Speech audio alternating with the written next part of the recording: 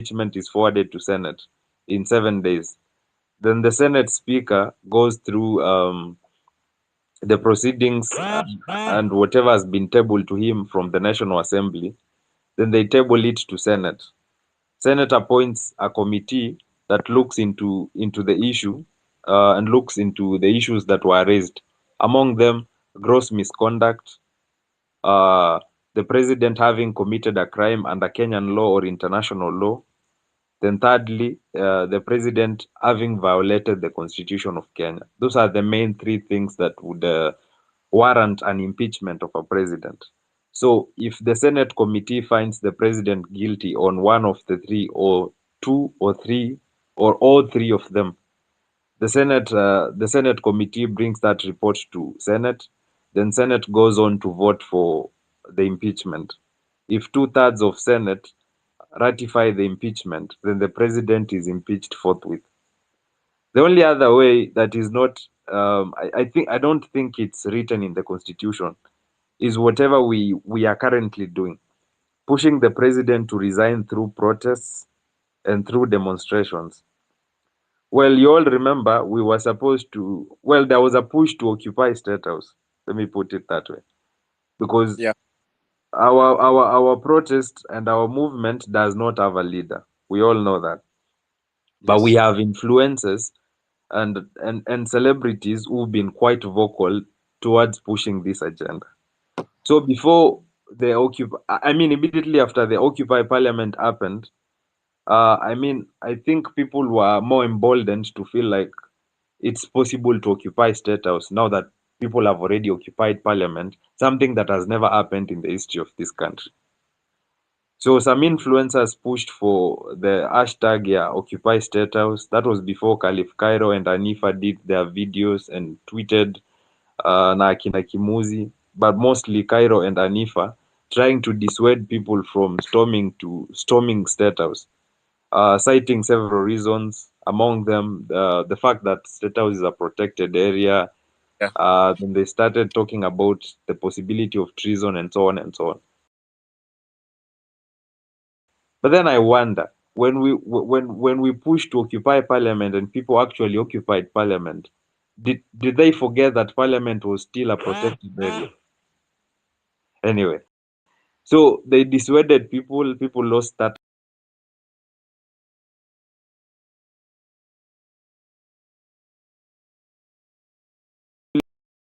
And several others had not tweeted and released videos about the same.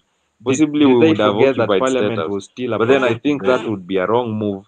Anyway, after So they reflecting about it, dissuaded people. People because as lost you know, Cyprian and everyone who is listening here, we do not have an IBC in place. I mean, the current IBC is not properly constituted. And several So others had we not would have tweeted pushed the and country to a released power videos vacuum, about the because same. if Possibly we would have ousted ousted Ruto Ruto from power. But then I think that would without be a a wrong proper move. IBC. Anyway, Then after so they reflecting about it, dissuaded we would not people be in a because, as you position know, to hold Cyprian, elections, and either everyone who by is elections listening or here, general elections. We do not have an So IBC in place. I I'm mean, the proposing current that IBC is not well, I properly understand we should go constituted. against the cabinet And several secretaries others who've had been not we would have pushed the tweeted country to a released power videos vacuum, about the because same. if We would we have have ousted ousted Ruto Ruto from power. But then I think that would be we a would wrong have move pushed the and country to a released power videos vacuum. Then after so reflecting they about it. dissuaded We would people have because, ousted as you know, Ruto from Cyprian, power.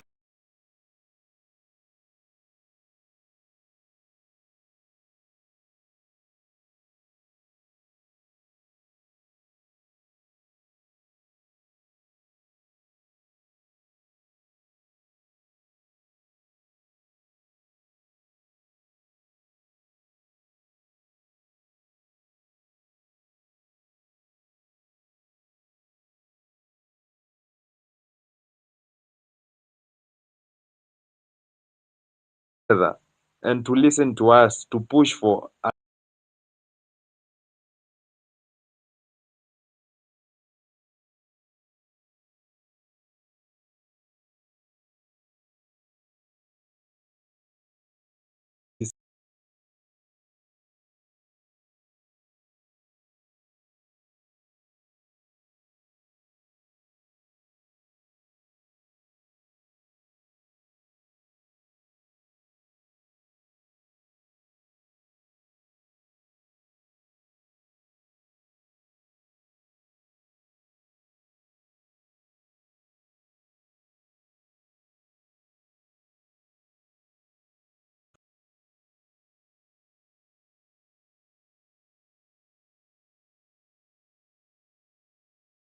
an MP in place. So they they are actually suffering as citizens. have not held elections in 2 years. James, sorry to interrupt you. Yeah. Yeah. Yes. So So quite unfortunate. But yeah. yes, yes. So just to wind up, James, give us your final thoughts as we proceed to the next speaker, because the list is long. The guys are killing. The appointed commissioners, and the president is supposed to assent to the commissioners. So if we occupied State House to throw a president without an IBC, we would go to a situation of anarchy. So that is my honest opinion. Thank you. Thank you. So you've raised some very interesting questions. I'm sure that's why when we began, I tried to invite some legal experts. I don't know if you're a legal expert and you're in this space. As you can see today, we the citizens need lots of answers from you guys, because we are trying to deliberate on the best, not just the way forward, but the best way forward. Which, for one, I mean, guys, we have to agree, we do not want any more of these killings. I mean, we've lost our loved ones. We've seen so much brutality. We do not want any of these things happening. But the movement must go on. So what's the best way to keep the movement alive? So as I introduce the next speaker, I will urge, if you're a legal expert, DM me, send me a DM, text me on the side. I would really want you guys on the panel so that we can get to answer questions like the ones James just asked us. So, yes. So, the next speaker, again, please, let's try and I know we all have a lot on our chest to get off, but we try and just work on that time limit. So, the next speaker, Cyprian, yes, Cyprian, can I yes, interrupt you? So yes, before you pass on the speakership to another person, yeah. niko tu na message kidogo to Kimuzi. I see Kimuzi here and Bravin. Kimuzi and Bravin and any other big influencer hapa. Mkituona kwa spaces zenu, give us a chance to speak our mind. Mnapeaga your friends hapo around. It is quite unfair. It's just that on a light note. Okay, thank you very much, James. This is a citizens' assembly. Here, anyone is allowed to talk. Anyone is allowed to speak. We will, however, not get into very personal discussions. We do not want to belittle this movement into discussions about social media influencers and whatnot. You know, as we go forward, the people who are for the movement, they will stay for the movement. Those who are not for the movement, well, good for them. But we must stay focused. We will just move forward with the guys who want to move forward with us. So, again, thank you very much, James. So, kindly, next speaker, I'm going to give it to MJ254. You can take over. Kindly try and be as brief as you can, my brother. Okay, thank you, Cyprian. Asante sana. Okay. Thank you, Faith, for also hosting this platform. I'm going to be very, very, very, very brief. Mine is very simple. How do we get the bank accounts of these CSs frozen immediately? I know we've talked about them leaving office and we've talked about recovery, but nobody's talking about what we're supposed to be doing right now. Mukomen, wherever he is right now, he's moving money. He's moving millions right now. That one I can guarantee you. I've had fights with Mukomen since 2016. He blocked me in 2018. Huyu msee, I can bet my life on it. Zile pesa amemove leo hata hamwezi ongelelea. We need to find out. That's why Cyprian, thank you for saying that, because I see a few lawyers here. Can we file something in the court? I mean, today is already too late. By Monday, I don't know if the judges want some kind of evidence or something. I don't know if you can have an urgent something filed in court. I'm not a lawyer. Something filed in court immediately, like on Monday, and their bank accounts are frozen on Tuesday on grounds of suspicion of stealing taxpayer money. So that's what I really want to know, because these guys unajua huwezi jua kile Murkomen aliongea na Ruto. Labda Ruto alimwambia wacha nikutoe kidogo alafu wacha mambo itulie, but you still get to keep your bank accounts, you still get to keep the money that you stole. So the only thing that's going to hurt these guys is freezing their bank accounts. So my only question is this: kuna mtu anajua what we can do that immediately, like by Monday? Thank you. Okay, thank you, Mike. Thank you, Mike, for your remarks. So I'm informed that we have Manwa on the call. The council member Ellis is on this space and wants to share a few words with us. So kindly, sir, you're gonna request the mic. I'll try and find you in the long list of requests.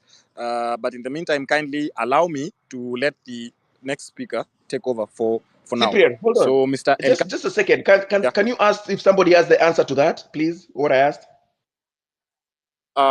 Okay, I'm trying to get a legal expert in the call. Okay, thanks. Okay, yes. Same as the other question by James will also as well be answered as soon as we've got a legal expert in the call, whom we are trying to get into the call right now. So, Elkanah, kindly proceed as I find this good sir over here. Mr. Elkanah. He's dropped from the call. So, Mary, you can proceed. Mary Maina, kindly proceed. Hello, everyone. Are you able to hear me okay? Yes, we can. Okay, thank you so much for the platform. I've been listening in and great ideas from everybody. So I want to begin by also sharing my condolences to the fallen comrades. I'm tuning in from Kigali. I'm based in Rwanda. So I think mine is a bit more in two folds, and I'll be very brief. So you asked about our thoughts about the movement in general.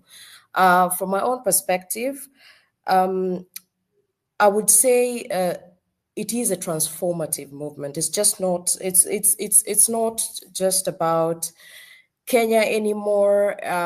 It's more like it's just an opening of a transformative era where we are seeing many youth, not only within Kenya, but across Africa, because the situation we are facing in Kenya, it's not just unique to Kenya. Poor governance, corruption, and all that is very consistent in the continent, and it's something that Kenya has shown some sort of a way, and also awakened young people all over Africa. So I would say it is a very transformative movement. And with regards to what's happening, the changes we are seeing, yes, it's important that we go celebrating the small wins we get along the way, because they're usually a fuel to our motivation, but not to lose focus. Not to lose focus at all in terms of what the main goal is. So on my end, I think one thing I wanted to mention is that it's I've been joining these multiple spaces discussing it throughout this movement for the past 3 weeks. I was even in Kenya last week. Last week, I was fortunate to experience this Sunday concert, but I think it is evident that everybody wants accountability. Lakini the conversation has kept on going to we want accountability. We want accountability from our leaders. Lakini there's also an element of where we are not doing a lot in terms of brainstorming. What are those, like the ideas in terms of how.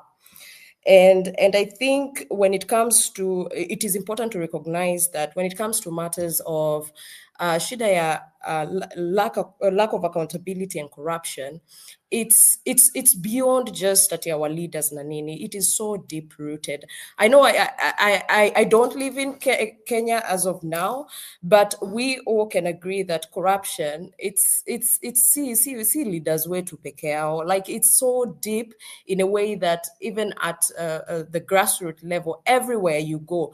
I mean, I never understood why I had to get flight when I'm trying to renew my passport, only to get my flight to go follow up IQ at Afia Center and spend days. And yet I know that, Kenya is that place where it's a powerhouse, it's a tech powerhouse. And I'm like, come on, a tech powerhouse. Is this the only thing that they've failed to fix? But we all know that EQ2, it has gone too deep in a way. It has become sort of a culture.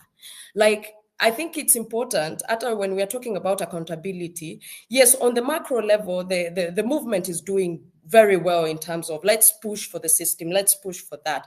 But also it's good to reflect on our contribution to this whole culture about Nini, about corruption and lack of accountability. I mean, how often do you drive kwa road and you break a rule, then police anakusimamisha, then unamwambia hata utampecha even before they ask for it.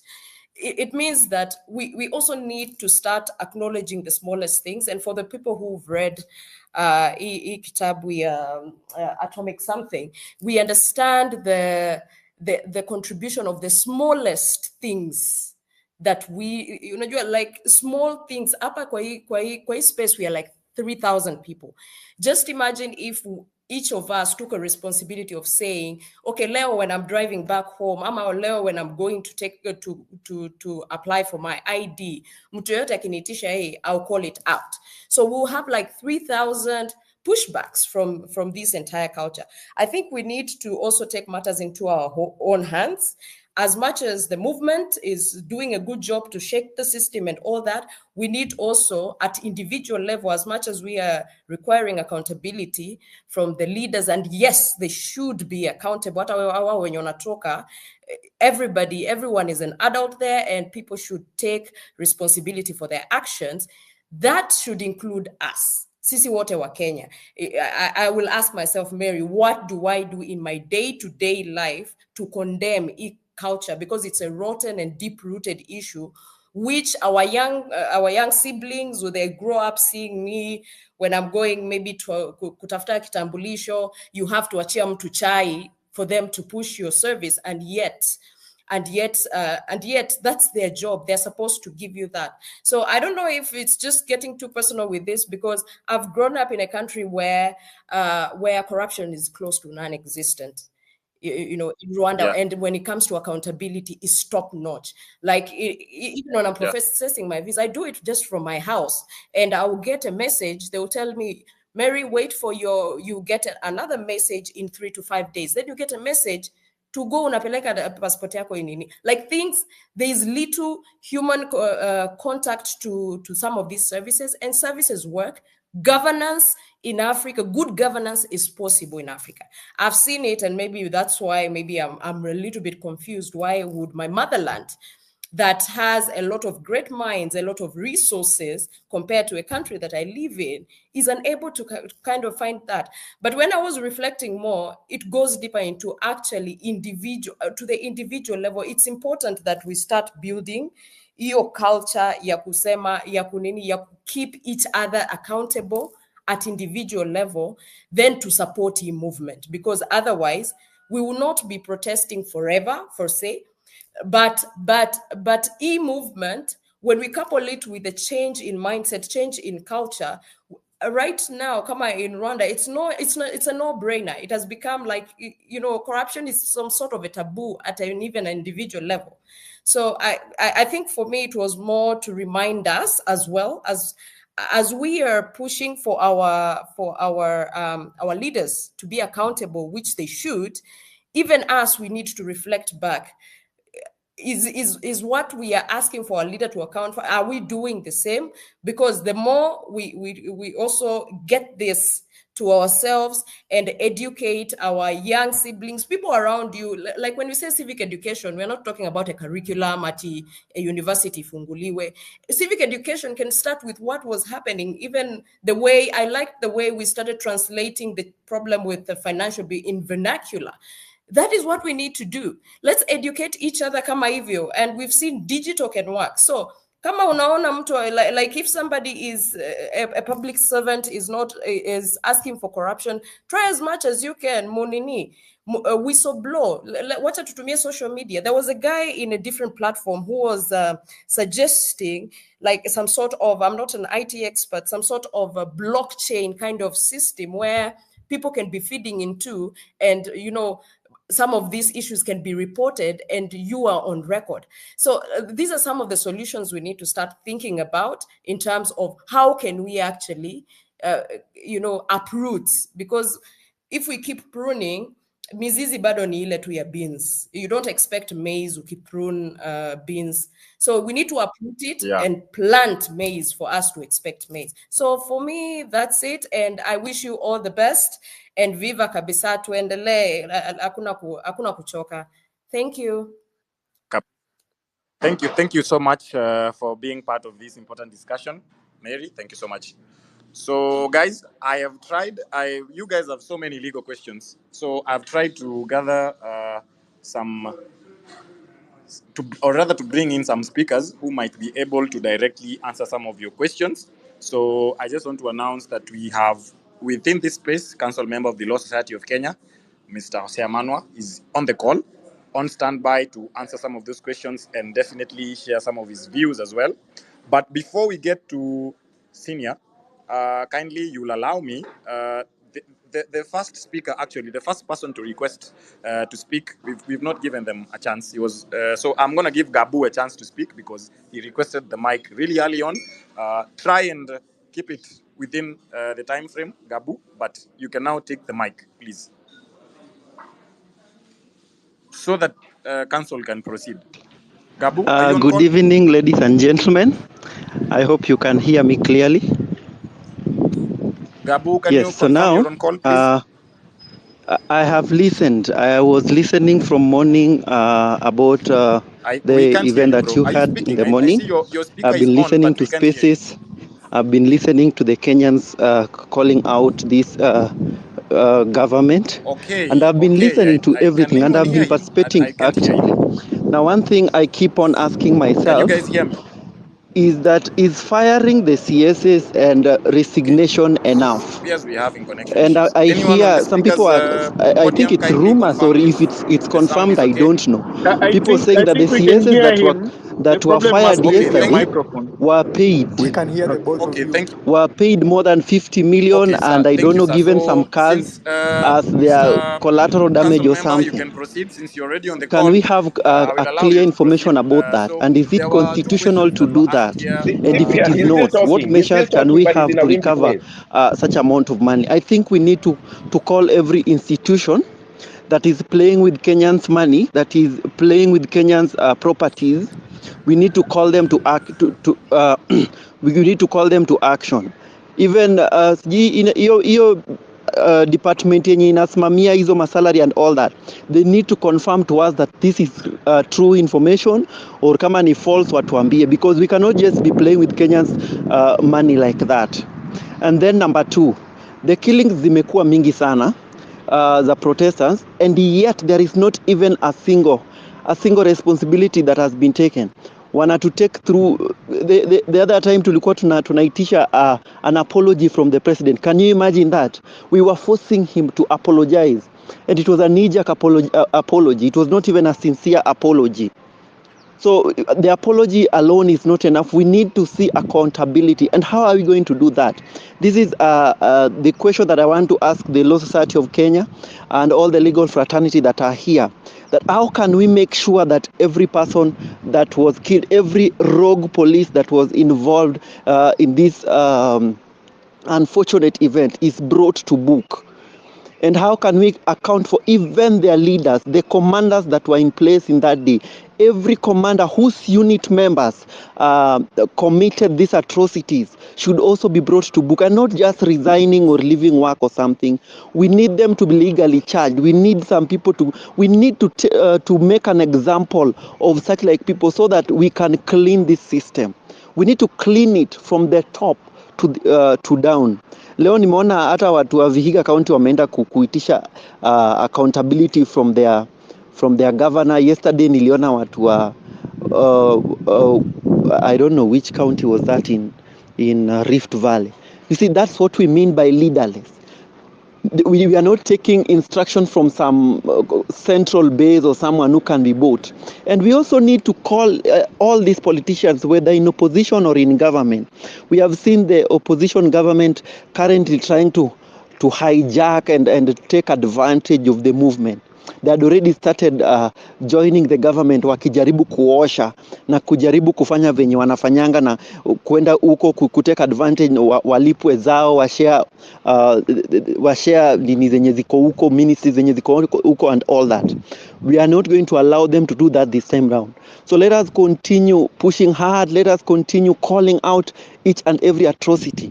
And once more, hebu tutokee wote on Tuesday, because this Tuesday ni nini ya call for action. We need to call for action on Tuesday. So na tukitokea wote the way tulitokea the other time, I think that is what will help us. Yeah, that is all I have to say. Thank you.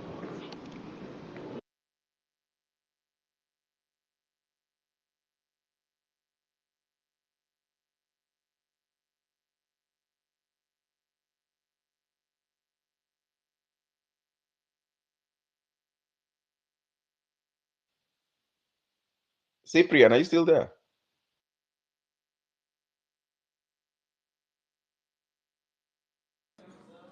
Yes, guys. So I was having some connection issues, but I'm now back. I don't know if everyone can hear me now. Yeah, we can hear you. Okay, thank you very much. So I don't know, I got lost for some time. So sijui the previous speaker alikuwa conclude. Maybe Mike, you try help me pick up from here. Yeah, he's concluded. So maybe the lawyer you wanted to speak and go ahead. So the lawyer, okay, I had brought us here a member of the LSK Council to try and give us a legal perspective of whatever is going on. Of course, so many questions deserve a legal answer. I mean, at this stage, we all want to know so many things like we saw in breaking news today, the Inspector General of Police has resigned. You know, we saw the cabinet being dissolved the other day.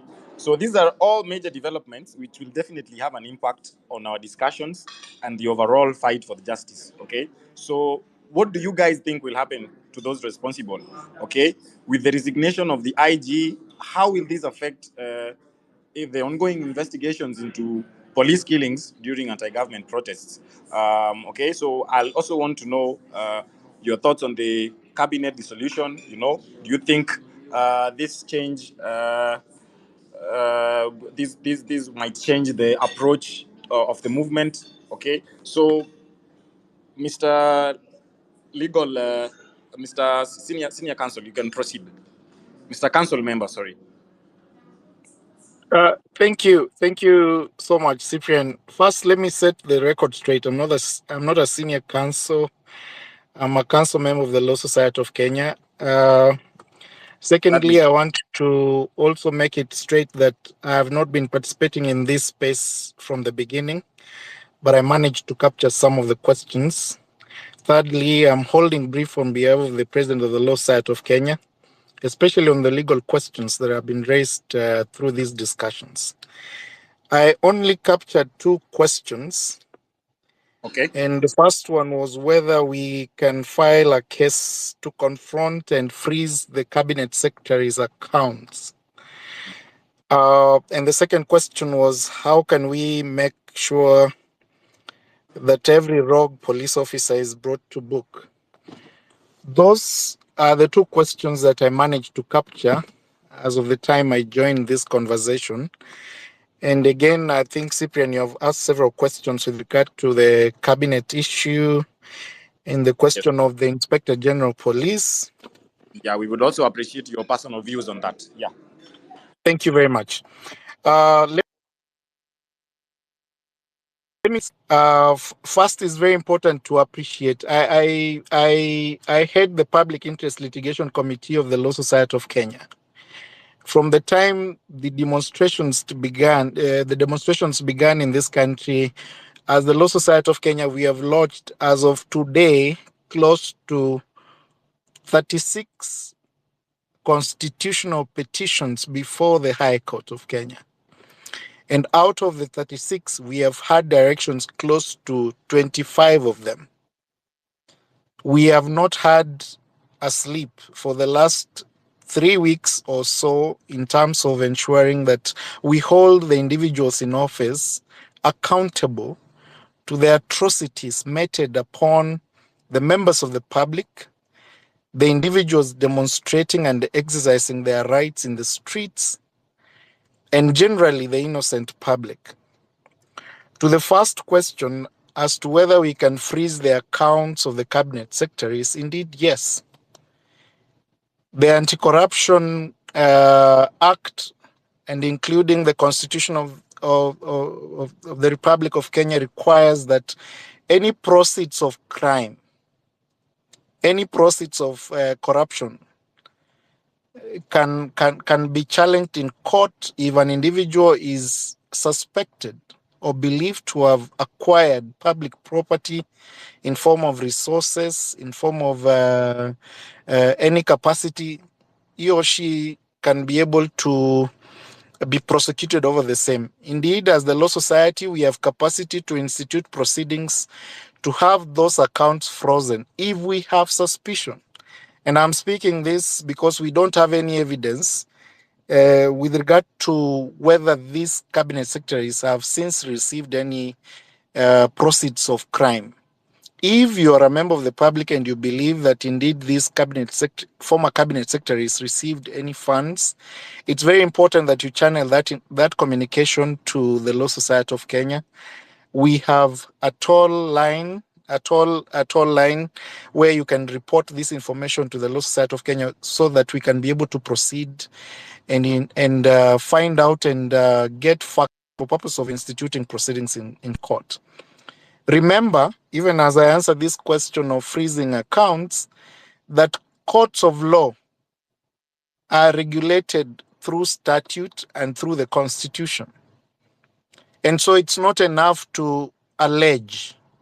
You have to substantiate to the court that indeed I have evidence and I have reason to believe that this cabinet secretary received resources or funds that are meant for public use and that were diverted for personal use. And if you have that evidence and information, it's very important that you channel it to the Law Society. We will do our duty to ensure that those accounts are frozen and that the rule of law takes its course. On the second question about how we can make the inspected police and the police officers who orchestrated the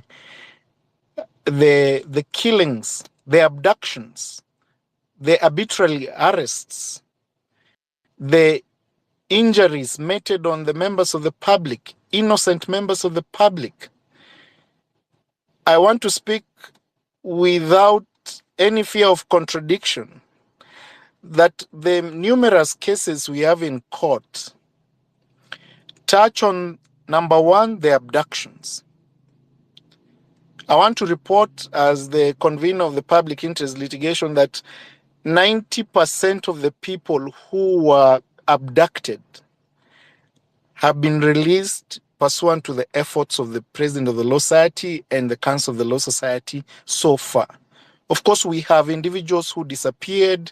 We have individuals who the reports have come out that they have already been murdered and investigations are ongoing. But in terms of the majority of the individuals who reports were given to the Law Society, we instituted close to 6 petitions on the question of abduction alone. And the first petition had 13 people, and out of the 13 people, I think all of them under that petition were found and released. The second petition was on injuries. It's important for the public to know that even as we fight for the interests of the members of the public, that one of our members of the Law Society was equally injured in the process of actually bailing out members of the public. And this is at the Central Police Station. We have a specialized petition against the Central Police Station. And I can confirm that during these demonstrations, it is the Central Police Station that has scored highly in terms of violation of human rights under the Bill of Rights. And what did they do? They incarcerated the first day we had demonstrations in Nairobi and across the country, the Tuesday, if you remember, there were close to 400 people arrested across Nairobi. A majority of them were arrested at the Central Police Station. As of that evening, 397 had already been released pursuant to the efforts of the Law Society. The 3 who were incarcerated and presented in court the following day, including Boniface Mwangi, were released without a charge the following day at Milimani Law Courts. And subsequent to that, we have had we have had several demonstrations. Out of all those demonstrations, the majority of the people who have been arrested and incarcerated for the offense of picketing or attending to demonstrations were arrested at the Central Police Station but were never presented in court. We have, of course, a few who are presented in court for purposes of other charges, which as the Law Society we will not interfere, including destruction of property. If it's proven, it's a question of proving. But any charge that touched on any member of the public participating in a peaceful protest, then of course we came on record on behalf of those members of the public and we did what was supposed to be done. So there are several petitions against the OCS of Central Police Station. We have a specialized petition against the head of Nairobi, the regional head in Nairobi. We have several petitions against the former cabinet secretary, Minister of Interior, the former cabinet secretary Kindiki. We have a petition against the former Inspector General of Police. I'm informed that he has already resigned. In all these efforts, what has come out is this: that as an institution, as a republic, as individuals, as the public, we have to be very vigilant, because the people we are dealing with intend to perform and persecute the members of the public, but they do not have the guts to stand to the decisions they make. Today you have seen the deaths that have been recorded, the bodies that have been recovered. These are members, these are citizens of this country who have been murdered because of exercising a simple right under the Constitution of Kenya. They have a right to do what they did, but they have paid the ultimate price. We have to be vigilant. The price of freedom in any system of government is to be forever vigilant as to what your right is. And so I believe I've answered those 2 questions as to what we are doing as the Law Society in terms of ensuring that we hold accountable public officers who are in office and who are supposed to actually offer the members of the public security and who have otherwise gone against that right, whereas they earn from the kitty from the pockets of the members of the public to actually sit in those offices. Now, I don't know whether there are other questions, but let me speak to the cabinet dismissal by the president yesterday. The president under the Constitution, and I will not go to the specific provisions of the law, is required to appoint a specific number of cabinet secretaries under the Constitution. Under this government, he appointed the number above the provisions of the Constitution. Remember, the former president appointed a military man into the cabinet. And I remember challenged that decision. It is within the legal space that indeed the appointment of Badi as a cabinet secretary was challenged because of so many reasons. The president fell into the same mistake and proceeded to actually appoint an excess cabinet, whereas the constitution gives a minimum. He did not go for the minimum. He appointed individuals who did not have capacity, who did not have prerequisite qualifications to sit in those offices. He proceeded to appoint individuals who had active cases in court, including suspicion of murder. One of the cabinet secretary was suspected to have murdered a member of the public. And those cases are in the public domain. And those are the individuals who have been given the responsibility to run this government for the last 2 or so years. He did the right thing to dismiss almost all of them and left one of them, the Prime Cabinet Secretary. The Prime Cabinet Secretary position is unconstitutional. And to inform the public, this position has already been challenged by the Law Society of Kenya in court. It is not known in law. The Constitution provides for cabinet secretaries. There is no Supreme Cabinet Secretary amongst the cabinet secretaries appointed.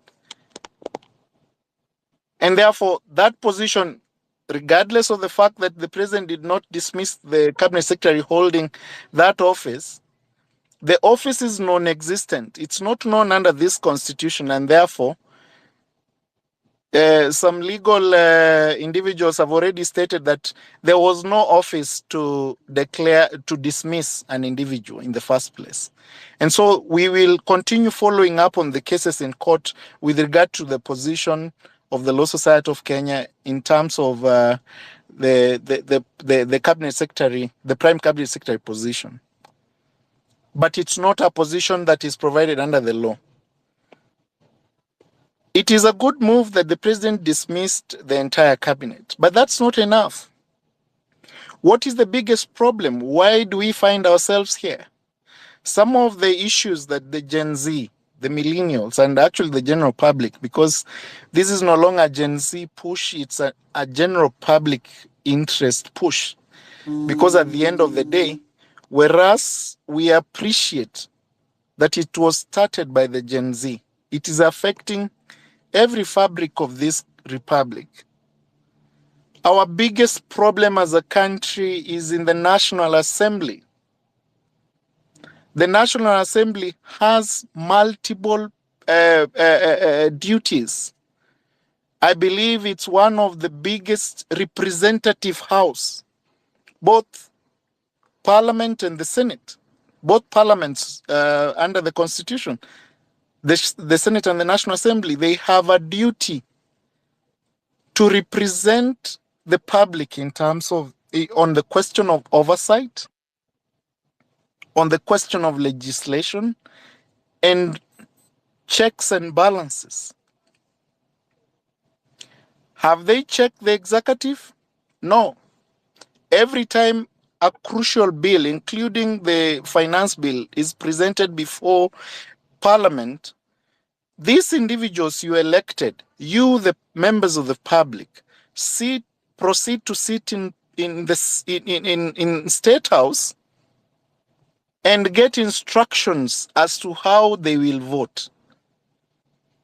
The Constitution under Article 1, we the people, has given the public the power to actually elect their representatives to the both houses of Parliament. Why do they find it fit to go and sit in State House to get instructions as to how they can vote on questions that will affect the members of the public? And that is the question we are asking. They are the biggest letdown in this 2010 Constitution dispensation. Why? They have failed on their legislative mandate. They legislate on bills that actually undermine the fundamental rights. They take away the rights of individuals to own property, to participate fairly in a system, generate wealth in a proper system. They take away, they cut deals with the state. They do all manner of issues while holding the positions that you gave them, you, the citizenry. What is it that they have done in terms of oversight? Do they check the president? No. If they were to check the president, remember, and I appreciate the Senate so far, because if you look at the Senate has impeached a number of governors. It is their oversight duty to actually check their governors and see whether the resources given to them are utilized to ensure that the citizens benefit from devolution. But I have not seen the power to actually recall the president is in parliament. There is no single motion to call the deputy president, to recall the deputy president or the president that has been presented in parliament. Yet, it is the most populated representative house. The Senate has actually tried as much as it can. And remember, guys, parliament has been with us since the Kenyan parliament was established. Some of the people who represent us today have sat in parliament. All the former presidents of this republic have sat in parliament in representative capacity. But Senate is a creature of the Constitution of 2010. How many governors have been impeached? Several. You can call them, and you know for a fact that indeed Senate has performed its duties. Of course, not 100%. But what has the National Assembly done? Because the power to recall the president falls under that house. The power to recall the deputy president falls that house. The power to recall a finance bill that is actually pushing down the Mamamboga, the Boda, and every other person is under the National Assembly. What is it that they have done? The CDF, the money that is given to them. Why do we have money given to individuals to distribute in terms of education? And these are substantive constitutional questions. What is it that we can do as a country to ensure that resources given in form of constituency development fund go straight to those Why did we create the devolved government if we cannot allow the devolved government to distribute CDF? You give a member of parliament 50 million, for instance, in a ward, they give each family 2,000 shillings in form of bursary. Are we building a country or we are building a cartel? Do we have mechanisms to account to the resources we give into CDF?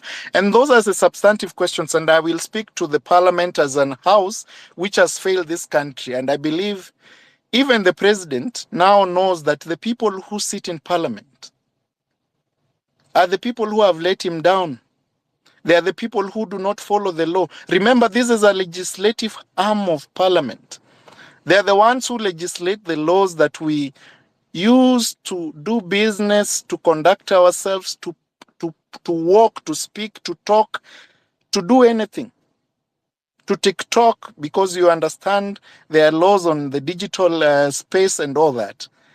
What is it that you have on them that they have to represent you? We have nothing, because once we elect them, they do it as they wish. They do not look back as to what the people who elect them, who gave them, who donated them the mandate under the Constitution are going through. Let me go to the executive, and this is my last point because I don't want to speak much. We have the three arms of government. We have the executive and the judiciary. We have our troubles in the judiciary, and I can speak on behalf of the president because we have been having concerns with the Court of Appeal. Matters are not moving. Cases are not moving. We have issues to do with capacity in terms of the numbers of judges within that court. We have problems with the executive. And you have seen what has transpired for the last few months. Every cabinet secretary, and I do not want to compare this government and the previous government, but I believe in the previous government there was some level of accountability from the cabinet secretaries who have appointed. There is a reason why the constitution required the president not to appoint politicians into cabinet offices. Because a politician is always a politician. A cabinet office is an office of employment. You are employed by the Republic. If you elect your political friends into a cabinet, then you are inviting politics into cabinet. The least we can expect, and the National Assembly has a right to do politics because that is a political house. The Senate has a duty to do politics. It's a political house. But the cabinet is an office where you've been appointed to offer expert services. Did the cabinet secretaries who were appointed under this government offer expertise in terms of the responsibilities bestowed upon them? You have the answers, the members of the public. And so those are our problems as a country, and I believe as a law society, we will continue pursuing and ensuring that the rule of law is respected in all dimensions. We will go to court for the number of deaths we have experienced within this period, because there is no, even the most worst, the most crimes under the penal code, a person has a right to be presented in court, to be told what the offense he has committed, and to be subjected to a legal process. Taking away someone's life arbitrarily, that used to happen in the previous constitution, but under this constitution, everybody has to take responsibility, and I believe that is the way forward. And as a law society, we'll continue to push on that front. Thank you so much. Yeah, okay.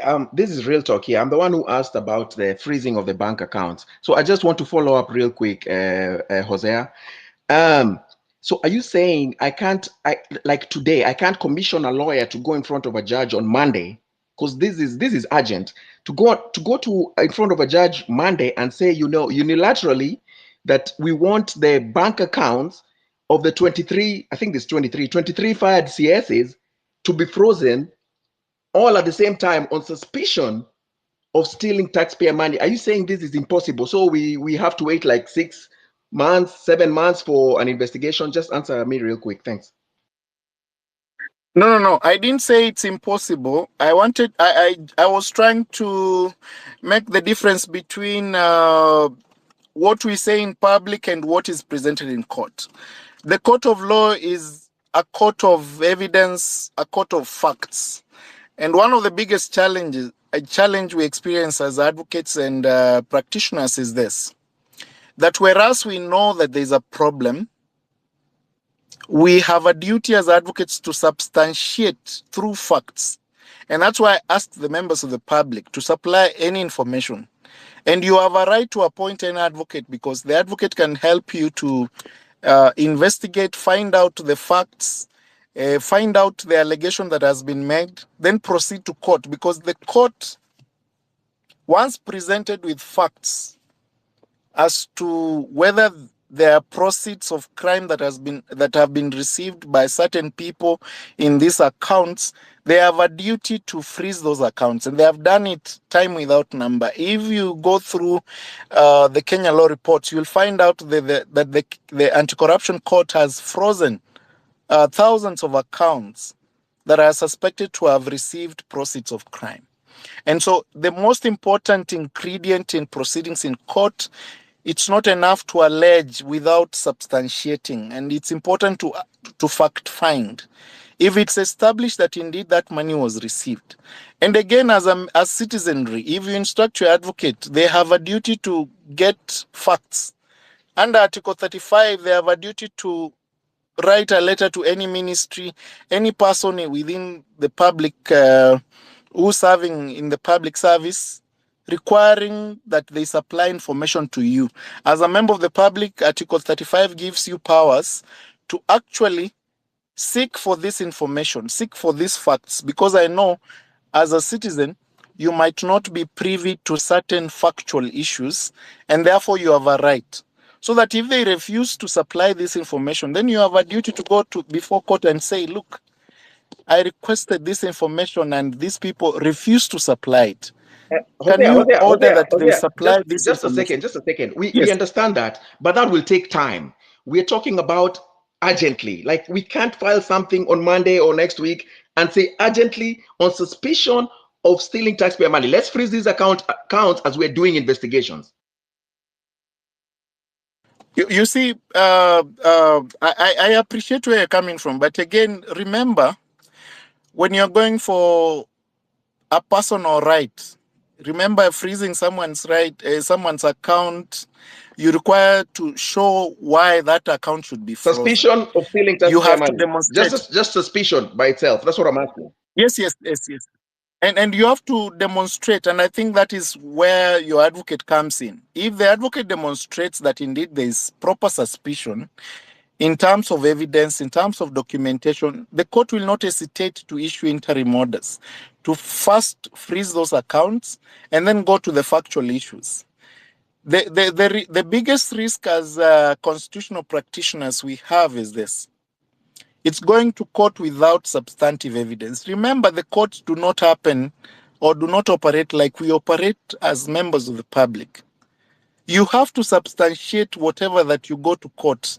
And remember, the risk on your side, instituting proceedings against an individual before you get substantive evidence in terms of what you are alleging that they have done. So it's very important, and sometimes, and that's why I've said, sometimes it's very difficult to get this information from the members of the public, from the members serving in public office. And the easiest way to do it, because the Constitution allows you under Article 35 to first request for this document. You can even tell them, I am ready and able to print, because sometimes government institutions will tell you, oh, we don't have resources, we don't have allocation to help you print these documents. And that's what they come to court every time to say, oh, look, we didn't have resources. So in your letter, your advocate's letter, your advocate knows what to do. He'll tell them, look, we are ready to facilitate in form of resources to photocopy. Whether you want photocopy for us, we will pay so that you photocopy for us.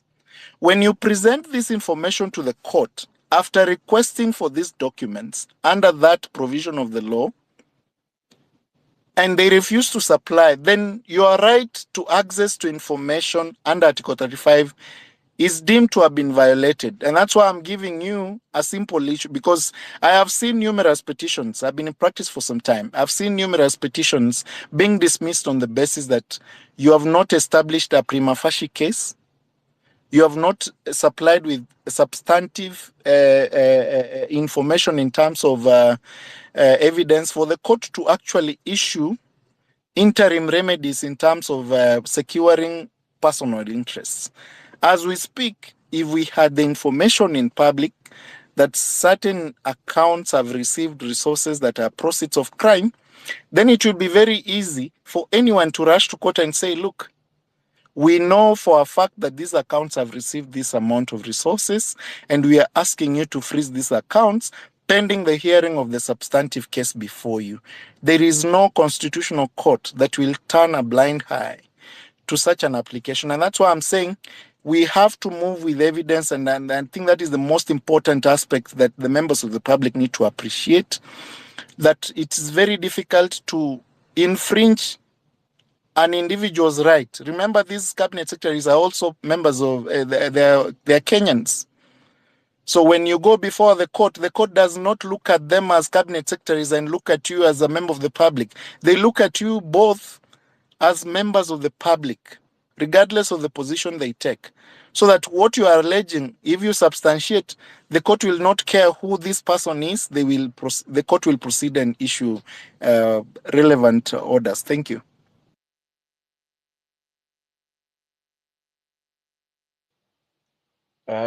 Thank you, Hosea. So basically, what you're saying is that we need to focus on a few CSs who we might have suspicion and a little bit of evidence that they received taxpayer money and they channeled it through their accounts or proxy accounts. So, okay, now I get it. But these will take time. So I guess we need to move quickly because these people are moving money as we speak.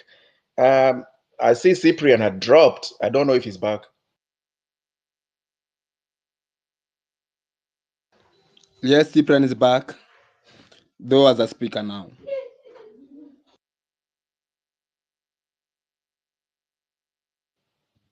Okay. Yes, guys, I'm back.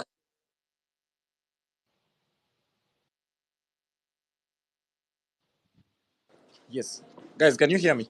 Yeah, we can hear you. Okay, so I momentarily dropped as the co-host. So unfortunately, right now I do not have the rights to add anyone on the speaker. But I had already lined up some few people who wanted to share their views. Of course, right now I'm encouraging you guys. As you can see, we've brought here a legal expert, and I understand that we have also in the space former Law Society of Kenya president, Mr. Eric Theory is also in the space. I am actively trying to bring him onto the panel, but as you can see, we're having some issues with the connection. So as I regain my co-hosting rights, I will let someone else maybe ask a question because we have the legal experts now on the call. It's time to throw those legal questions. Someone had asked, by the way, someone actually mentioned that during today's gathering here at Fungamano House, there was a question that the panel was asked during the day. It was a very important question. So I want to put it back here to the online panel. So someone asked, given the resignation of the Inspector General and the dissolution of the cabinet, you see, there's this strong sentiment among the public, okay, regarding the symbols of authority and their representation. So, during the session here at Fungamano during the day, this question was raised to the panel. Well, they answered it, but unfortunately, not everyone was following the conversation at the time. So, for the sake of the people who just joined this space, or for the sake of the people who only joined the conversation online, I would like now to ask this question. This was the third question that we left out. So, to the council on the panel, can we legally remove the posters and symbols of these outgoing officials, not just outgoing, even the ones in power, from our homes and businesses? Okay, and if it's possible, then we would also appreciate some legal guidance on what could be some of the appropriate symbols of national unity and pride that we can replace these disgraceful figures with. So that was a question that many wanted like a very clear and legal answer from. So I will just let any legal expert on the panel as we try to bring in former LSK president into the call. So I don't know if you guys can hear me. Yes, Yeah, we can hear you. yeah, we can Okay. hear you. I'm requesting Cyprian. Can you also have a chance so that maybe there can be other questions hapo katikati so that he combines them? Okay, it's no problem, no problem. I just mentioned before the next speaker takes over, I was just notifying our legal experts on the panel that was the third question which was left out, and it's rather important. We would like to know because many Kenyans want to know. So, Mr. Manwa, maybe you can clarify on that. Then we can take other questions from the other speakers.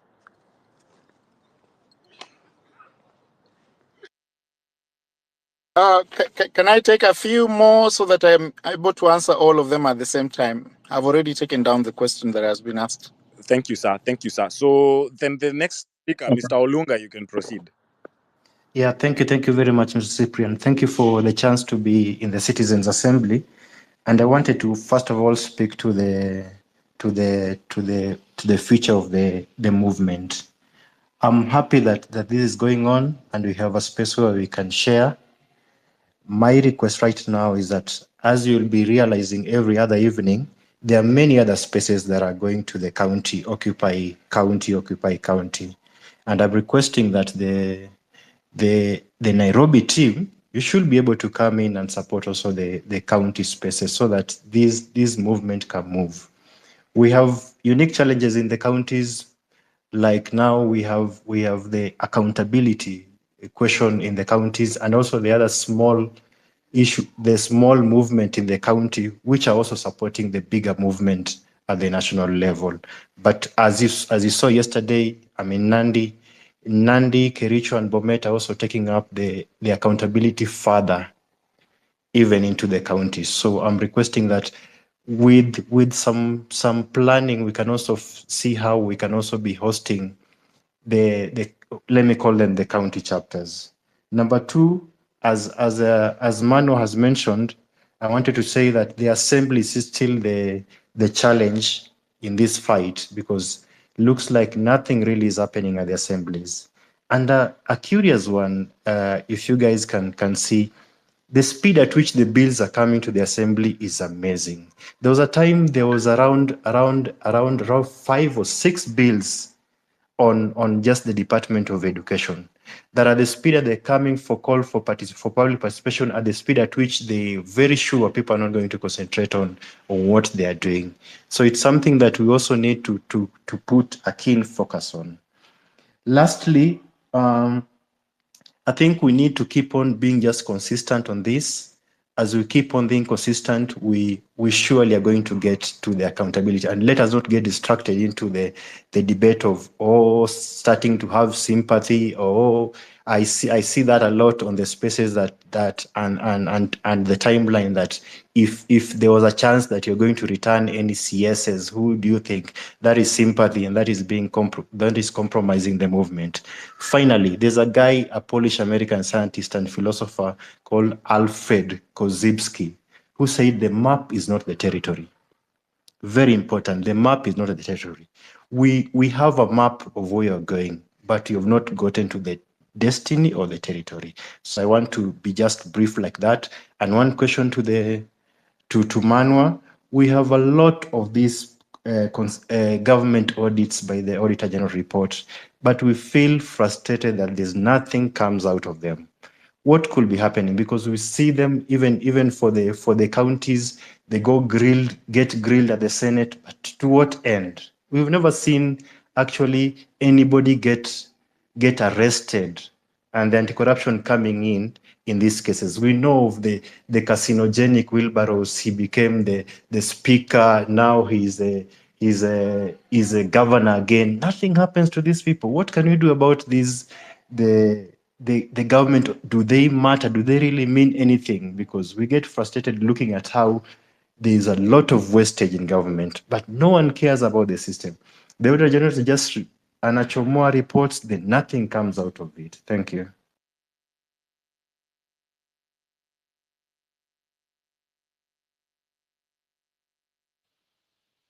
It looks like Cyprian has gone kidogo. So the next person can go ahead. Danny, I see your hands are up. No, I'm here actually. So yes, Oh, okay. Danny can proceed. He's requested for some time. Yeah, Danny, you can go on. Yes, I hope I'm loud enough. Thank you so much, Madam President of LSK, for the opportunity, and also Cyprian for hosting. My name is Greta Nyamwamu. Danny is my nickname. I'm speaking currently from Kisii County. So before I give my contribution, I have a few questions that I would like to get some light on them. We all know that this country, court orders are not being followed. Police brutality is still going on. Even today, live ammunitions have been used in Kware, where they were trying to disperse the people who were gathered there where the bodies were being retrieved. Still, they're using live ammunition. No court orders is being followed. So I would like clarity from the advocates and the wakilis. What can we really do about it? Because we have been on the streets, our lawyers and advocates have represented us in courts, but still they're giving us they're giving us a blind eye on that. What can we do about it? Another question that I wanted to ask, the EACC the EACC is not doing their job. They are going for the small fish and leaving the big fish. Like nothing is really happening. Should we match? Should we occupy EACC, or what should we do? What should we do about it? Because we expect that they should be bringing some people to book these politicians who are looting a lot of money, but they are not doing anything about it. So I'm also asking, what can we do about it? A few weeks ago, actually, I got the information from Cyprian's tweets. The money that was, let me just say, it was looted or it got lost from the NHIF, the millions and millions of money. They just said that it disappeared. How can money disappear? What is going to be done about it? Can we also get light? How should we? How will it be followed up? Because clearly nothing is happening about it. Also on the CSS, personally, I will say that these people should be brought to book, and the way they were audited when they were being given the positions, they were told to declare their wealth. It's been almost 2 years down the line. Again, they should be audited. We need to know how much have they gained, how much have they looted, and what measures are going to be taken from there. So those are my few questions. I think I'll make my contribution later because I don't want to confuse the thoughts and the questions at the same time. Thank you. Okay, Danny, thank you so much for your submission and taking part in this conversation. So, the next speaker, so we're still taking questions, guys. So, if you want to shoot something to the law experts on the panel, please, this is the moment. So, I've accepted more requests. I've added some more guys as speakers. So, shoot those questions, guys. Shoot questions. I'll give it to Fred. Fred, you can proceed. Well, thank you so much, Big Brother Nyakundi. We really appreciate what you are doing. You've been the public watchdog for quite a long time. I know you've met challenges, but you've sailed through. And thank you to also to the Faith Odhiambo, the LSK president. We really adore what you are doing and we cherish. We will never forget. So, having said that, I just want to be as brief as a cock on a hen. I don't want to take much time on this. I just want us to encourage the wananchi, so that I think we don't even need an opposition like the politician oppositions. If wananchi can take the mantle and remain the opposition of this country, like we've done in the past few weeks or months, then we can bring these people into book and we can really ensure that this country moves forward. Because for quite some time, we've seen culprits been walking away with serious crimes in this country, tampering with the evidences, killing witnesses. The public officers has just been there, like their, the public coffers has just been their cookie jar. They walk in anytime, they walk out, and nothing happens to them. An example is like all the deaths that we've seen. It's like these people, like all of them committed suicide because no one has ever been brought to book. Tukianzia mpaka time ya Kiambaa, no one has ever been brought to book. So did these people commit suicide? No, these people were killed. This time I want like the public, we the people. I like that word, we the people. Let's walk strong. Let's always put them on toes. If you have any evidence as a whistleblower, kindly ensure that maybe if you are, maybe you don't have that courage like our brothers Nyakundi have, ensure that you give it to him. Once he has substantiated that, I know he's going to bring it into public. And once he's done that, we take over again. We pile the pressure, we push forth, we march, we do anything until we see the fruits again. Accountability should be something at all time, be in plain black and white. We thank God because of the social media now. You know, back then when we were meeting, you need to have a permit. If a number of these given, what's doing 5 or what? You have to have a permit constitutionally, yeah, so that you can have those meetings. Like in Saizi, we are here like over 10,000 plus in this space. We have now the technology. We can always meet wherever we are. We come into one, and we march forward. So whistleblowers, do not hesitate, do not fret. Give those evidences to whom you trust, and ensure it's something crucial. Advantage these youths have, even the so-called Gen Zs, over these old folks. They've never worked, and huwezi chambua mtu hajaifanya kazi with anything corruption. But you who've worked, we are going to chambua huko chini. We are going to chimba everything because you've worked, and I'm sure in a public office you've worked and you've stolen.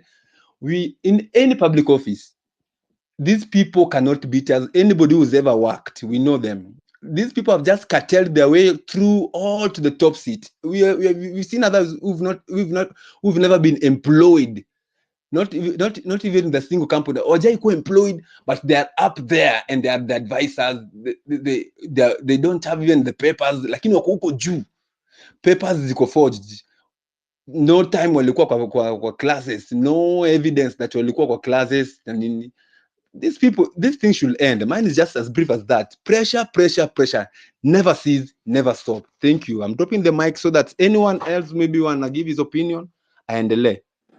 Okay, thank you so much for your views, bro. So, guys, like I said, we have tried to gather some legal experts into the call. So, given the recent political changes, we have to understand the legal implications of these developments. You'll have to forgive me. I am co-hosting this space from a public event. So, guys, you'll have to bear with me in case you get to hear some background noise. But with the resignation of the IG, the solution of the cabinet, there are many legal questions. So, guys, I'm giving you the space to shoot those questions. So, I think Gabu is back on the call. I tried getting back Gabu on the call when we started. I don't know if he can hear me. Wait, Gabu actually contributed. Okay, I'm gonna remove you from the speakers list. Okay, I think Maya, now you can continue. Maya, you've been on the call for some time. And please make it kindly so that someone else can get the speaker, please. Thank you. Okay, thank you, sir. Maria, can you kindly proceed? Okay, guys, seems we can't get her. Mariah, it's Mariah. Mariah, are you there? She's unresponsive. So, guys, okay, we'll just proceed to the next speaker. So, I've got G. Mutheu, she's on the call. G. Mutheu, kindly proceed.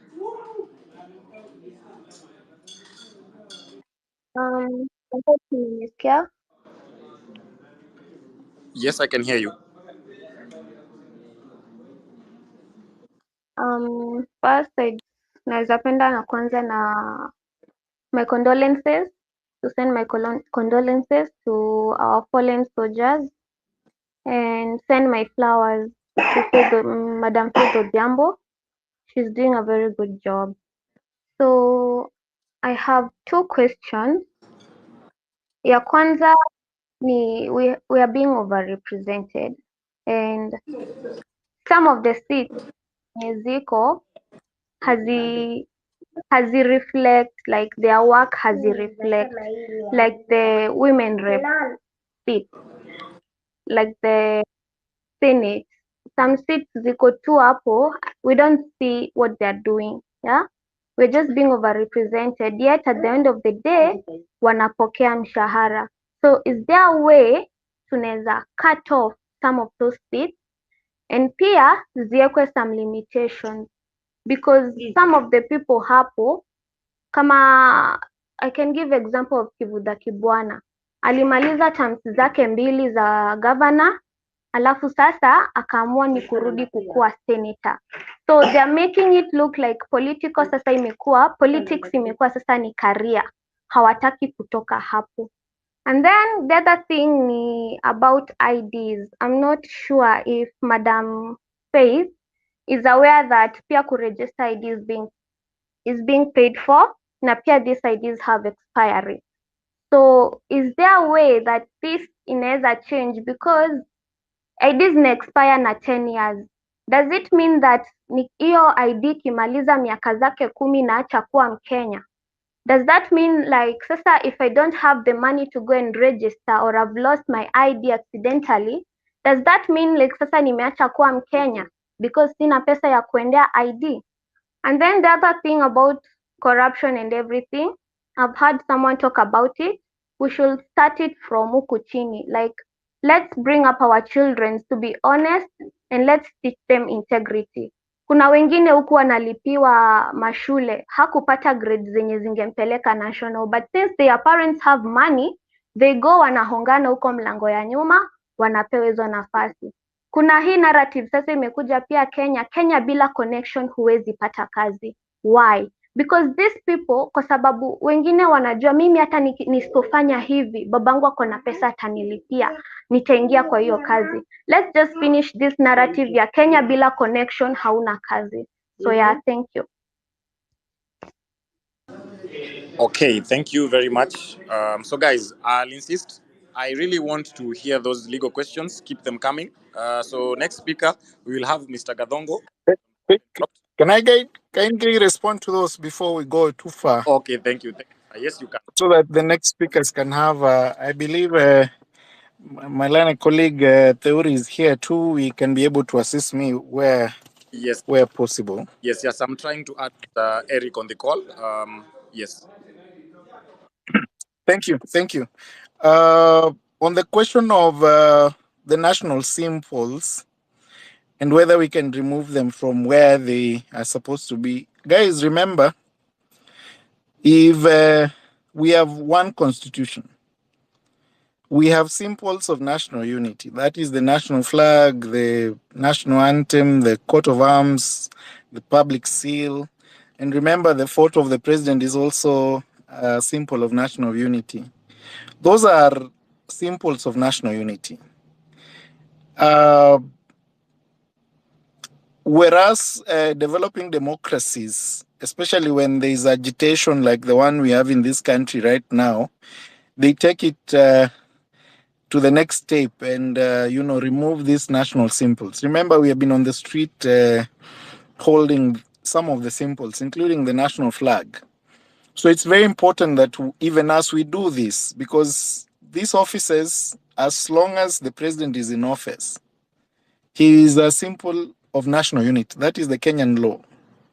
But again, you have discretion as a member of the public to now, bring down the photo if you feel that you do not want this person to actually be in your business premises. But remember, the law requires that the president is a symbol of national unity. On the second question of the bills in Parliament, I want to inform the members of the public that the Law Society of Kenya issues an advisory in form of memoranda to the National Assembly to every particular bill that is presented in Parliament. From time immemorial, the Law Society has always issued an advisory, including the recent bill on the finance bill. The Law Society issued a timely advisory that this bill does not reflect the interest and aspirations of the Kenyan people. As to whether the elected members of Parliament paid attention to that advisory memoranda, I don't know. But again, obviously, they do not pay attention. I think someone raised issues about public participation. The memoranda that we submit to Parliament and the general public, and remember, out in history, this finance bill received the highest number of memorandums from the members of the public on as to whether the bill should go through or not. But the public participation that was conducted that committee did not actually factor in the views of the members of the public. And that's what we are basically saying. If you have representatives in Parliament who do not pay attention to the views that you give as the people donating the power to them to sit in those positions, then they do not represent your interests. And I believe previously the the former Chief Justice advised the President of the Republic of Kenya during that time, the former President of the Republic of Kenya, to actually dissolve Parliament for several other reasons, including the question of representation in terms of balance. That decision by the Supreme Court has not been complied to date. So you have a house of individuals, a house of representatives that does not listen at all to the views of the public. On the question of the Auditor General reports, I can guarantee you today, if you go to the Auditor General's website right now, you will get to know whichever county you come from, you will find out whether the Auditor General gave an adverse report or a fair report, whichever that the Auditor General gave in your respective counties. You have a duty as a citizen from that county. If an adverse report is issued by the Auditor General, it's an adverse opinion that monies that were allocated to that county were not utilized properly. You have a duty, individually or collectively, to pursue your representatives. Hello? Can you hear me? Yes, we can hear you, Manuel. Yes. You have a duty to follow up with your respective counties and ask questions and even institute proceedings for removal of those officers from office on the basis of the Auditor General's report. I can guarantee you, if there is an office that works day and night to ensure that the Kenyans are informed about the usage of their resources, is the Auditor General. Go to their website right now. You will find out that they have reports from counties, they have reports from ministries, they have reports from parastatals, they have reports for every public entity, including universities, as to how they use their money. And they issue this report every year. Every financial year, there's a report from the Auditor General on the usage of the resources. And it's very important that you follow up on those reports, read them, and then follow the constitutional process to institute proceedings to impeach these individuals on the basis of improper usage of the resources that have been allocated to your respective counties. And this includes to the national government, because the Auditor General audits all public entities that are supplied with public resources. Article 229, and I think you guys know that the Law Society rejected the appointment of Faith Odhiambo, the president of the Law Society, to represent, to join the committee created through a presidential executive order to audit the public debt. And we communicated our position as the LSK that the directive to create an amorphous body in form of a task force is unconstitutional, because the Article 229 gives the Auditor General, the Office of the Auditor General, those powers to audit. And this is where the problem starts. The Auditor General is paid from the public coffers. Why would you create an extra constitutional body to audit the public debt, yet constitutionally, under Article 229, we have a government office that has absolute powers to audit every government office, including the office of the president, and the expenditures and how they spend the money. And so that is why, as the Law Society said, we cannot participate in an extra constitutional body. Number one. Number two, we cannot allow an extra constitutional body take away powers of the Auditor General to audit the public debt. The president has supreme powers to direct the Auditor General because he serves under the under his government, to actually audit the public debt. And remember, these people have capacity, they have resources, they have access. Where is the task force going to get access? Where is the president of the Law Society of Kenya going to get access to government accounts, government expenditures? Yet we have specialized, paid public officers working under the office of the OAG to actually check on the expenditure of the members of the public. And that is important, because if the president was honest in addressing the question of corruption and the public debt, then he has facilities within his disposal, because the Constitution of Kenya provided for proper audits. It provided for that office, which is an independent office, to actually go through the public expenditure and give reports periodically as to how that money is spent. Let me go to the court order issue. And someone alleged that the court orders are not properly adhered to. And there's the question of the use of live bullets. I reiterate my earlier position that we have instituted proceedings against the individual officers. Previously, as a law society, we used to institute cases against the offices. That is the Office of the Inspector General Police, the officer commanding station of these particular police officers. We have exited that tradition. We are actually instituting proceedings against individual names. And that's why I said, as the Law Society of Kenya, we have cases in court against the former Cabinet Secretary for the Ministry of Interior in his personal capacity. We have proceedings in court against the former Inspector General of Police in court.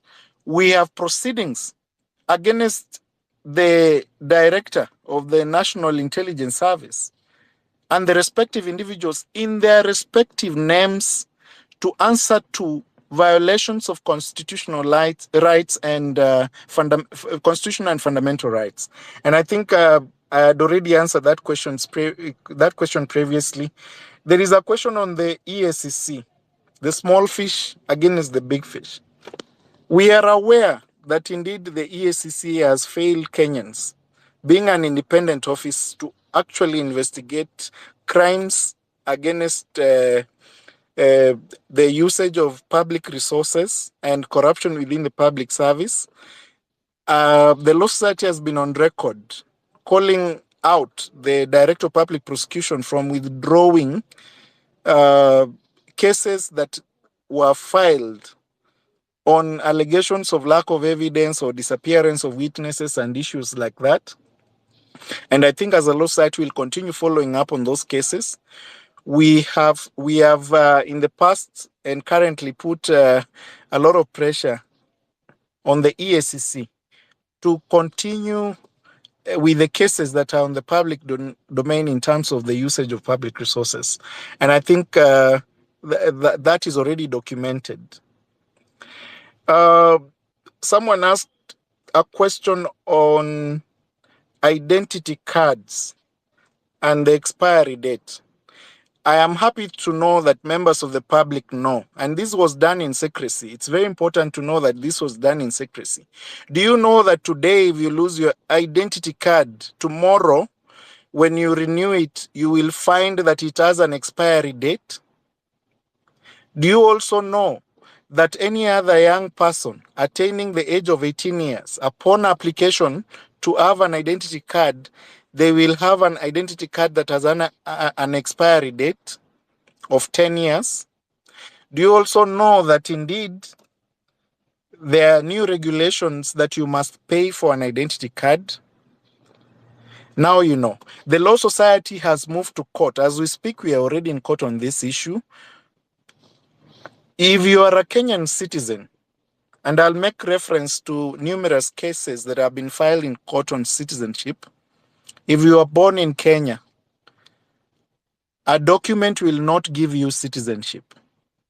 And the question we are asking in court as we speak, if I don't renew my ID card, do I stop being a Kenyan citizen? Do I stop enjoying the rights of being a Kenyan citizen? And these are very important questions, because if I was born in this country, as long as I'm alive, my right to citizenship is inherent. It can never be taken away. And under the new constitutional dispensation, I think most of you remember the Miguna case, where he refused to say that he had already taken citizenship away outside Kenya, and therefore he has to apply fresh. And the question in court was, can a Kenyan citizen apply to be a citizen in his own country? And the court has confirmed time without number that if you are born in this country, you can never lose your citizenship. In any case, the Kenyan constitution requires that you can have a dual citizenship, and therefore, even if you acquire citizenship elsewhere, outside this country, you still retain your place of birth. That is a fundamental right under the constitution. It can never be taken away through renewal of citizenship. Even if it's a source of revenue to this country, I can guarantee you that after 10 years, very few Kenyans will want to renew their identity, because they know they were born here, they have been raised here, they live here. And so that is an inherent right under the Bill of Rights. And of course, the Law Society has already instituted proceedings in court against that. There was the last question about the money lost about the NHIF. I believe there is a decision that was issued today by the court suspending the decision to implement the new insurance fund. And I believe it's important that we digest the decision first before we address this issue. But I know for a fact our courts have been able to interpret the provisions of the law and protect your rights as the members of the public. We are waiting to see whether the government will be able to comply with the decision of the court as issued today. And lastly, on the question of the AG, and I think someone raised it earlier in the first set of the questions, it's our position that, of course, even though the former Attorney General who was fired yesterday created the office of the Attorney General to be vacant, and as you are aware, under the Constitution, Article 157 provides for that office, which is not supposed at any point to be left vacant.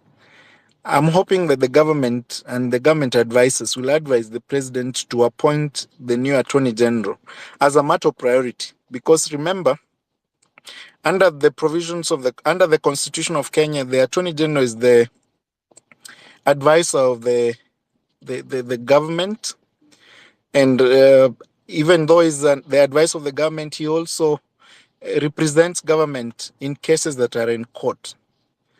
I cannot count the number of cases that are in court that the Attorney General is actually representing government, and it's very important so that we don't have a constitutional moment where people will ask questions whether there's an Attorney General in office for anyone to appear in court on their behalf.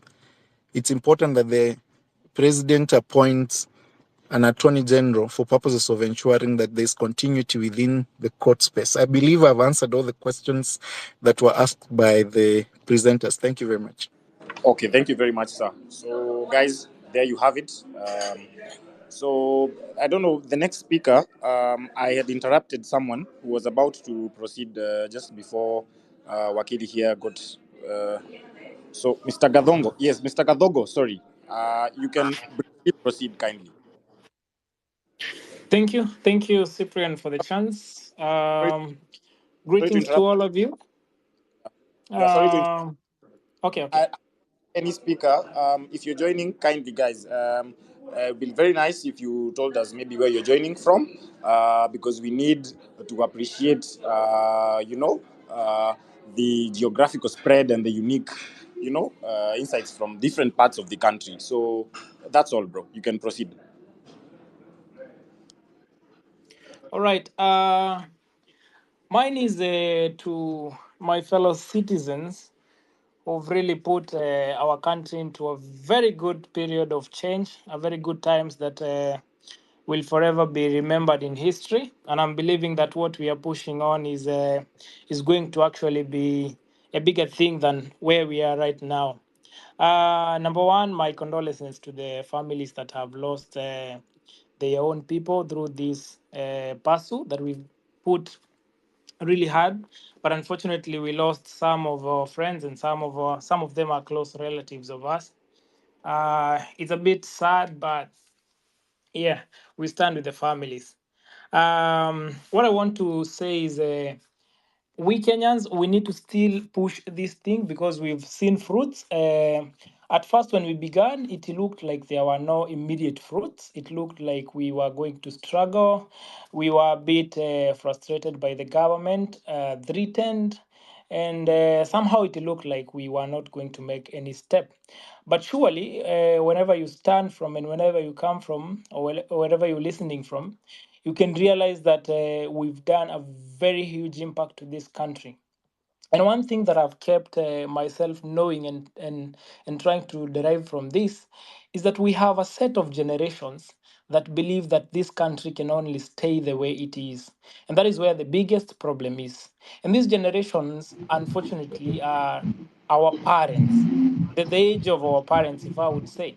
There's a very huge group of a very huge set of people who believe that this country can only be ruled by how it was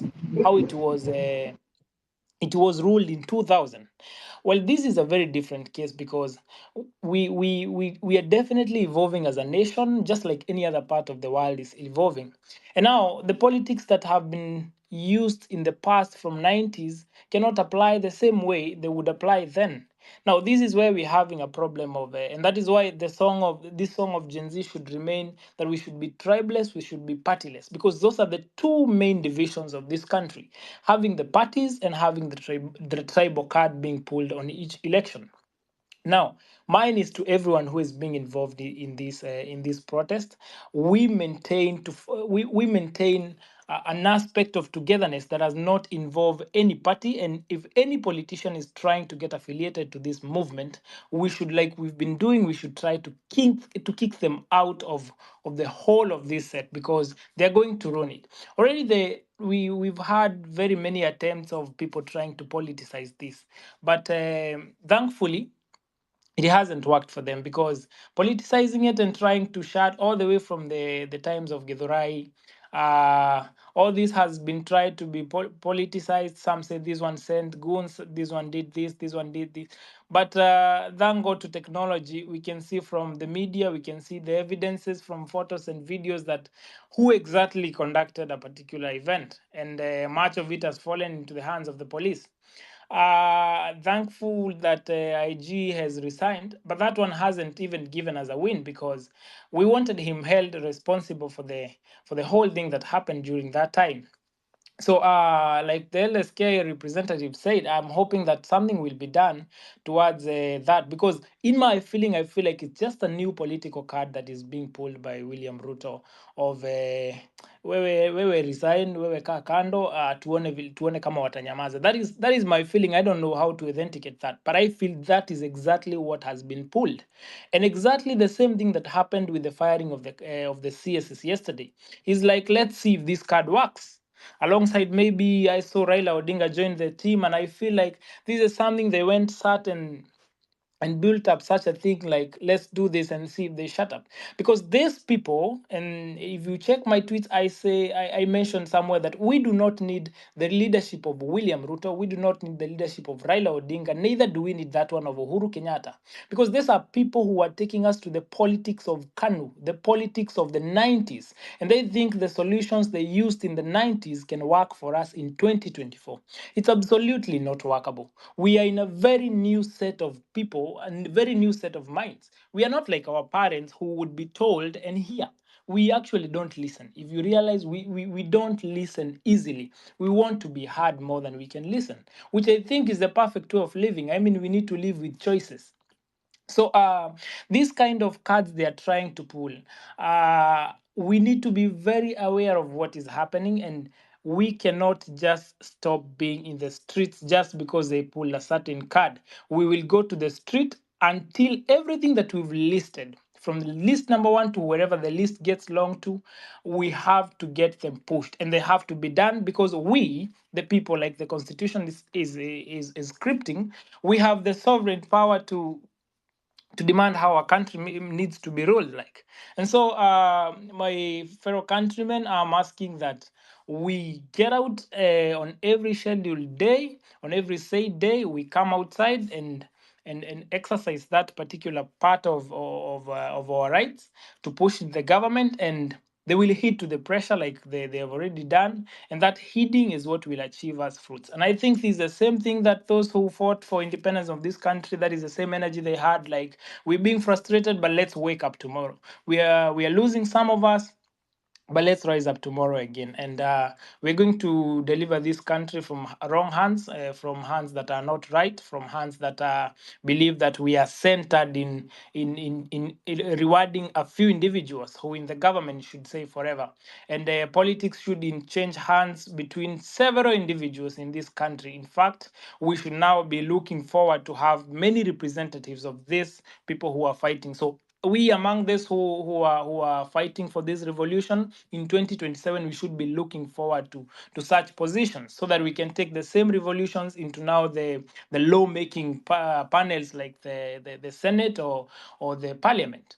Yes, and the other thing that I'm very unsure of, and I wish it would be highlighted by the LSK, is the process to get these MPs down, because these are the source, the main roots of the problem, especially from the CDF kitty. That is where the big elephant lies. And if we are able to get a prescription, or rather a scripting from the LSK of how we can handle this MP's issue, that would really do us big. I cannot imagine, as we talk right now, there's an MP who has a case, not even a case, a public scene knowledge that he killed someone, and they're still tweeting among us and in parliament and bragging and that just dumping on us. I mean, it's painful. It's not even explainable to people. But then for now, let's handle what we can handle, and then I believe LSK will come handy in guiding us to that. An appreciation to the LSK through the president. Thank you so much for what you're doing. Thank you for that short time. Thank you, Cyprian. Okay. So again, Cyprian, guys, Cyprian, can I give me a second? I respond to somebody, then I drop the mic. okay, Mike. Yes. First of all, to our lawyer over here, Manuel Hosea. Just to add on what you say, the president being a symbol of national unity, and just like the flag and the national anthem, but this particular president is not unifying anybody. So hizo mapicha ziko kwa maduka zenyu na ziko na kwa your private businesses, just remove them. I have a business myself in Lavington na sijaiweka picha ya Ruto na hakuna mtu ashainiuliza na hakuna mtu ataniuliza. Take down all those pictures of this clown, muzitoe zote. Now if it's a government office, that's different, but if it's your private business, there's no law requiring you to put up a symbol of national unity. Hii ni kitu ya ego. It's just started with Moi or Kenyatta, it's just an ego thing. Kwa hivyo hizo vitu zote mtoe. And then to respond to the lady prior to you, I think Dina, I think that was her name. She was talking about, she raised something very important. She talked about before the CSs were put in office, they were taken to parliament to be vetted, and they declared their wealth. But here's the problem. Come on, like I have the numbers here. Like Linturi, I think, was the richest with 1 billion. People like Mukomen declared he was worth 550 million. Ababu was 425 million, and Zachariah was like 80 million. But the problem with this, no kind of audit was done on these declarations. Mtu anakuja anasema I'm worth 1 billion, lakini hakuna scientist wameingia huko. They didn't turn over their bank accounts, they didn't turn over their title deeds, they didn't turn over their vehicle logbooks, so we can make sure that Linturi akisema I'm worth 1 billion, it's actually worth 1 billion. Juu tumeangalia accounts zake za KCB, NCBA, whatever he has put the money, even if it's offshore accounts, he has turned them over. We've looked at them, tumesema KCB akona 300 million. Akona gari mbili, za 50 million. Nobody did that. Wanakuja tu wanasema, it's like me saying mimi nikuje tu hapa niseme I'm worth 10 million, and then you take my word for it. Cyprian akuja aseme me I'm worth 100,000 and or 50 million, and then we just take our word. So going forward, we must ensure anybody, because these seats have to be filled whether we like it or not, these things are verified and forensically audited. Mtu ana turn over all his bank accounts, his vehicle log books, everything. Na kama hataki kufanya hivyo, then he cannot be appointed as a CS or a government representative. Juu sasa mi naangalia hapa nasema Linturi 1 billion, alafu tukienda kuaudit sahi, now that they've been fired, tuone kona 2 billion ama tuone kona 900 million, but nobody verified these sources of wealth. So going forward, si ati nani akuje tu hapo aseme Rebecca Miano akuje aseme I'm worth 300 million. Okay, you're worth 300 million. Okay, where are the title deeds? Where are the vehicle logbooks? We need them here, and the public needs to see the amounts to us to make sure these are the correct amounts. That's all I wanted to say. Thank you. Okay, thank you, Mike. Thank you, Mike. So I will. I don't know if Mr. Manua, you feel like you can proceed to take a few more questions. Yes, that is fine. I think we can take a few more. Okay. I'm trying to add some more legal experts on the panel, though we are having some difficulty getting to reach Mr. Eric Theory. So, sir, if you're on the call, kindly accept the request to be a speaker on the panel as we proceed to the next contributor. So I will give the mic to Keegan. Keegan, you've been raising your arm for some time now. But before you proceed, guys, remember, once you take the mic, kindly, we would like to know, for those of you joining outside of Nairobi, what are the unique legal challenges you're facing, and what actions are being taken in your area. We want to understand the perspective of the movement throughout all regions, okay? Because the movement is very evenly spread throughout the country. So, as the speaker mentioned, by the way, a few moments earlier, there is need for support in protests across various counties. That one, I think I totally agree.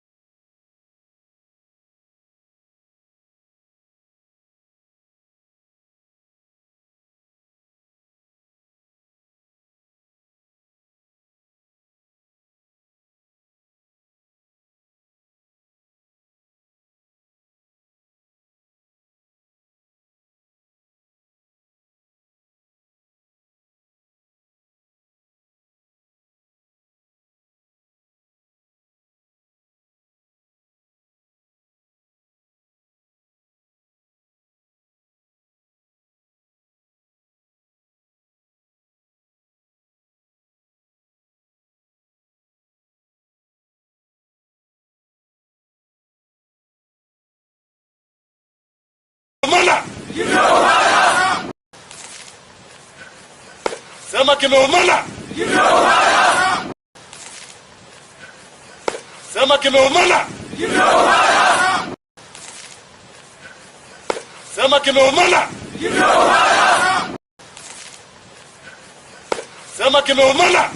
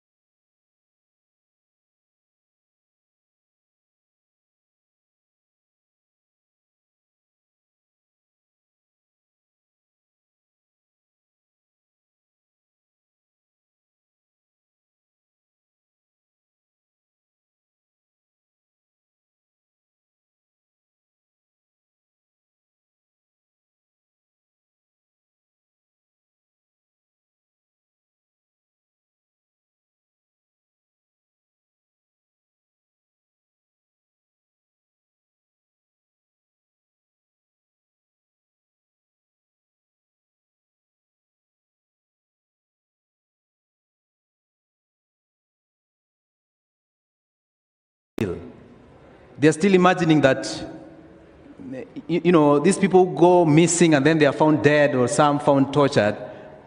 These are just jokes. All right? Even with the bullets in people's bodies, they still think this is a joke. Or they think there's a special group of people somewhere that are not the police or that are not being, patronized by the government that are doing these killings.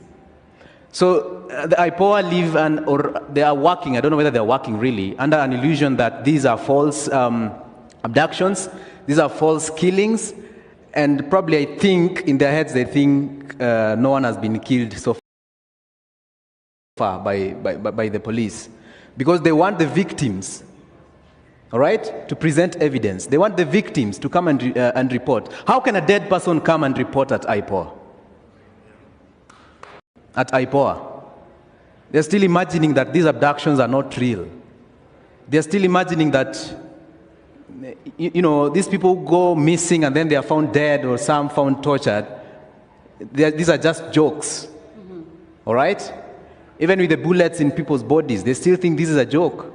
Or they think there's a special group of people somewhere that are not the police or that are not being, patronized by the government that are doing these killings. So the IPOA live or they are working, I don't know whether they're working really, under an illusion that these are false abductions, these are false killings, and probably I think in their heads they think no one has been killed so far by the police. Because they want the victims, all right, to present evidence. They want the victims to come and report. How can a dead person come and report at IPOA? At IPOA. They're still imagining that these abductions are not real. They're still imagining that, these people go missing and then they are found dead or some found tortured. These are just jokes. All right? Even with the bullets in people's bodies, they still think this is a joke. Or they think there's a special